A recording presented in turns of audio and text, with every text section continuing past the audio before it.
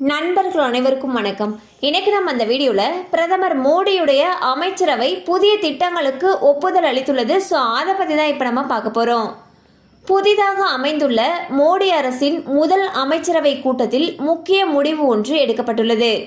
பிரதான் மந்திரி ஆவாஸ் யோஜனா திட்டத்தின் கீழ் தகுதி வாய்ந்த குடும்பங்களுடைய எண்ணிக்கை அதிகரித்து வருவதை கருத்தில் கொண்டு மேலும் 3 கோடி கிராமப்புற மற்றும் நகர்ப்புற குடும்பங்களுக்கு வீடுகள் கட்ட நிதி உதவி வழங்க இன்று நடைபெற்ற மத்திய அமைச்சரவை கூட்டத்தில் முடிவு செய்யப்பட்டுள்ளது.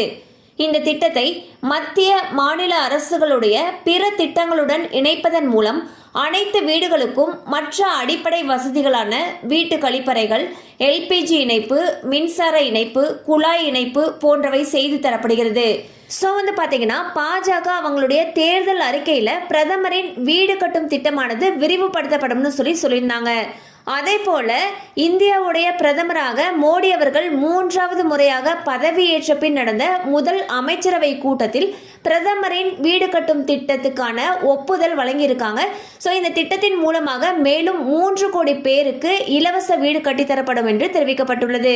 கண்டிப்பாக அந்த அப்டேட் உங்களுக்கு பயனுள்ளதாக இருந்திருக்கும் நம்புகிறோம். மேலும் இது போல் அப்டேட்ஸ் உங்களை உடனே ரீச் ஆகணும்னு நினச்சிங்கன்னா நம்ம சேனலோடு தொடர்ந்து இணைந்திருங்கள். தேங்க்யூ ஃபார் வாட்சிங்.